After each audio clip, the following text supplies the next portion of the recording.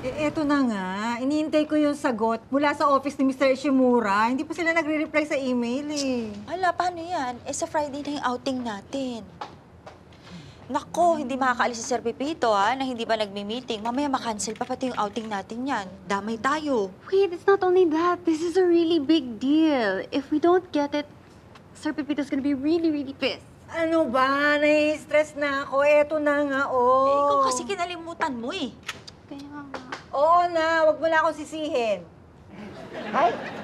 Denwash security arigato. Yeah. Mata ne.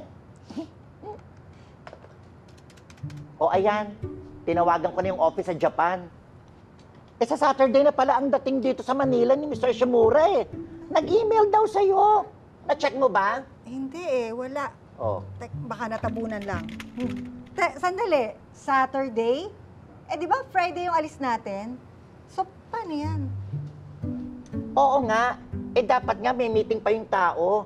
Pero pinakiusapan ko na unahin muna si Sir. Pumayag ba? Oh yes, ginabitan ko ng charm ko. Kaya lang, paano nga tayo aalis? Hindi pa sila nagbi-meeting noon. Yun na nga. Kaya malamang madali tayo ng isang araw. Kasalanan mo lahat ito eh.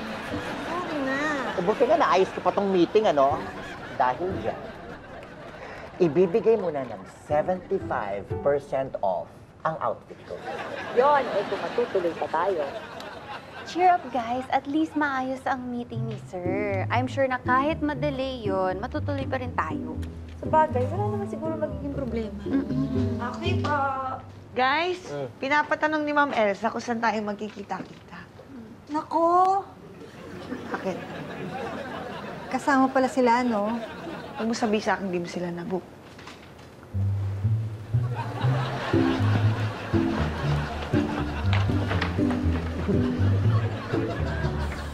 Sorry po talaga, sir. Kaya nga po, personal na po ako pumunta dito para sabihin sa inyo. Nahiya kasi ako sabihin sa phone. So, ang punta natin ng resort dapat, Biyernes, pero ang meeting ko Sabado. Opo. Sir, pasensya na. Hindi ko natutukan yung pag-schedule. Hindi, Pasensya sige. na po. Kaya mo na, okay na yun. Kung gusto niyo, sir, pwede kong i-reschedule yung alis namin para makastay muna kami, ma-assist ka namin sa meeting. Hindi na. Mahirap na humanap ng schedule. Sige, tuloy nyo na lang. Punta kayo ng resort ng Biyernes, sunod na lang ako ng Sabado. Kung gusto mo naman, sabay-sabay na tayong bumiyahe sa Sabado. Hindi na. Biyernes na kayo umalis, papunta ng resort.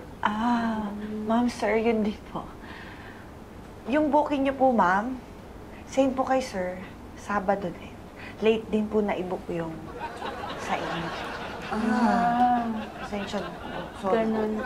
Hindi, okay lang. Ayun na nga, ganun na nga. Sabay-sabay na tayong umalis sa Sabado. Tayo. Hihintayin nyo pa ako. Anong oras pa ako makakaalis pagkatapos pa ng meeting? Hindi na umaga ng Sabado na lang kayo umalis.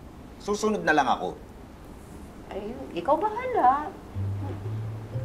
Pasensya na po talaga. Kaya nagpasama po ako dito kay Patrick kasi naiyak talaga ako. Hindi, okay lang yun. Kahit naman Sabado na kami umalis, marami pa namang oras para mag-enjoy. Be, sinama mo ba ako dito para makipag-usap kina Fitz? Oo, bakit? Sinama mo ako para makipag-usap, di mo lang ako pinagsalita. Ang hirap sa'yo eh.